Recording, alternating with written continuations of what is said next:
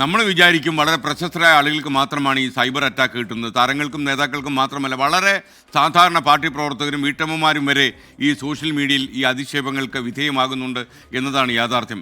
ഇത്തരമൊരു അനുഭവം ഉണ്ടായ ഒരാളെയാണ് നമ്മൾ ഇന്ന് പരിചയപ്പെടുന്നത്. തിരുവനന്തപുരം കിളിമാനൂരിലെ ശ്രീജ ഷൈജുദേവിനാണ് ഇത്തരമൊരു അവസ്ഥയുണ്ടായത്.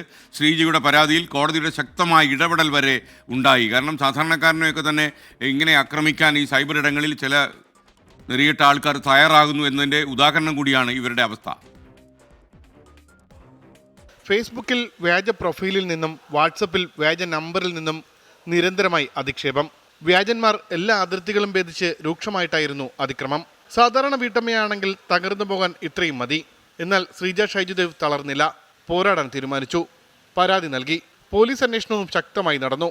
ഫേസ്ബുക്കിലും വാട്സാപ്പിലും വളരെ മോശമായ നിലയിൽ വ്യക്തിപരമായി അധിക്ഷേപിക്കുന്ന നിലയിലുള്ള പോസ്റ്റുകളും കമൻറ്റുകളും ഒക്കെയാണ് വന്നത്. സൈബർ പോലീസിൽ കംപ്ലൈൻറ്റ് കൊടുക്കുകയും അതിനെ തുടർന്ന് FIR ഇട്ട് കേസ് രജിസ്റ്റർ ചെയ്യുകയും ഞാൻ മൊഴി കൊടുത്തതിൻ്റെ ഭാഗമായിട്ട് കോടതിയിലേക്ക് കേസെത്തുകയും ചെയ്യുന്ന ഒരു സ്ഥിതിയാണ് ഉണ്ടായത്.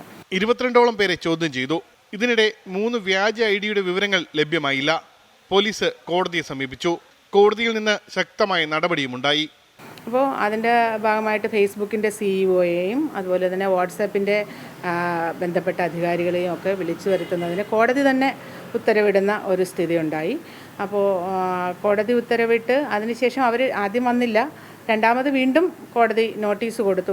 സോഷ്യൽ മീഡിയ അധിക്ഷേപങ്ങൾക്ക് രാഷ്ട്രീയ വേർതിരിവില്ല.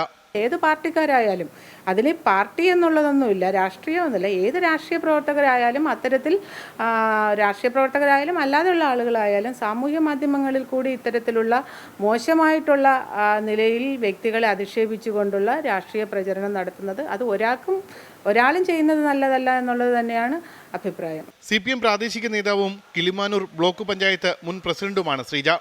ഉമേഷ് ബാലകൃഷ്ണൻ, 24 തിരുവനന്തപുരം. പ്രേക്ഷകർക്ക് അറിയുന്നത് പോലെ ഇത്തരം ഈ സൈബർ പോരാളികൾക്ക്, സൈബറിൽ അക്രമങ്ങൾ നടത്തുന്ന അതിക്രമക്കാർക്ക്, ഈ സാമൂഹ്യ വിരുദ്ധന്മാർക്ക് രാജ്യാന്തര നെറ്റ്വർക്ക് ഉണ്ടെന്നാണ് എൻ്റെ അന്വേഷണത്തിൽ എനിക്ക് മനസ്സിലാക്കാൻ കഴിഞ്ഞത്. ഖത്തറിൽ തന്നെ ജോലിയില്ലാതെ അലഞ്ഞു നടക്കുന്ന ഒരാൾ വരെ ഈ നെറ്റ്വർക്കിൻ്റെ ഭാഗമാണ്. അതായത് ഇവിടെ നിന്ന് ഒരു പോസ്റ്റ് വന്നാൽ പിന്നീട് ഖത്തർ, സൗദി അറേബ്യ ഇങ്ങനെയുള്ള പല രാജ്യങ്ങളിൽ നിന്നും ആളുകൾ തുടർച്ചയായി സൈബറിൽ ആക്രമിച്ചുകൊണ്ടേയിരിക്കും. പക്ഷേ ഈ ആളുകൾ കരുതുന്നത് വിദേശ നാടുകളിൽ ഇരുന്ന് ഈ സൈബറിൽ വിളയാട്ടം നടത്തിയാൽ അവർ പിടിക്കപ്പെടില്ലെന്നാണ്. വലിയ അപകടമാണത്. നിങ്ങൾക്കറിയുന്ന പോലെ മിക്ക രാജ്യങ്ങളുമായും ഇന്ത്യക്ക് ഇപ്പോൾ കുറ്റവാളികളെ കൈമാറ്റം ചെയ്യാനുള്ള ഉടമ്പടിയും നിയമവും നിലവിലിരിപ്പുണ്ട്. ഇവിടെ കേസ് ഫയൽ ചെയ്ത് കോടതി ഉത്തരവ് വാങ്ങിക്കഴിഞ്ഞാൽ ഈ കുറ്റവാളിയെ വിദേശത്ത് നിന്ന് പിടിച്ചുകൊണ്ട് വരാനുള്ള നിയമങ്ങളൊക്കെ ഇപ്പോൾ ഇഷ്ടം പോലെ ഉണ്ട് എന്ന് ഇത്തരം നിലപാടുകൾ എടുത്ത് വിദേശ നാടുകളിൽ നിന്ന് ഈ സൈബർ ആക്രമണം നടത്തുന്ന ആൾക്കാർ മനസ്സിലാക്കണമെന്നാണ് എനിക്ക് അഭ്യർത്ഥനയുള്ളത്.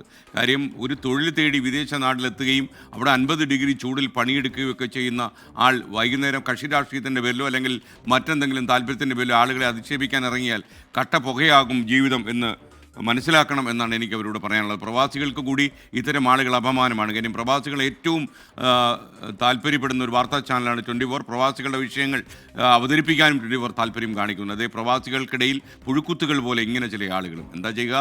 അതേസമയം നമ്മൾ ഈ നിയമ പോരാട്ടം തുടരുക തന്നെ ചെയ്യും. നമ്മുടെ വാർത്താ പരമ്പര, നമ്മുടെ സൈബർ അക്രമങ്ങൾക്കെതിരെയുള്ള പരമ്പര തുടരുകയാണ്. നമ്മൾ അന്വേഷിച്ചപ്പോൾ നമ്മൾ പ്രതീക്ഷിച്ചതിനേക്കാളും എത്രയോ ഇരട്ടി അപകടമാണ് ഈ സൈബർ അറ്റാക്ക് എന്ന് മനസ്സിലാകുന്നു. എന്തായാലും സംസ്ഥാന പോലീസും ശക്തമായിട്ടുണ്ട് ഈ കാര്യത്തിൽ.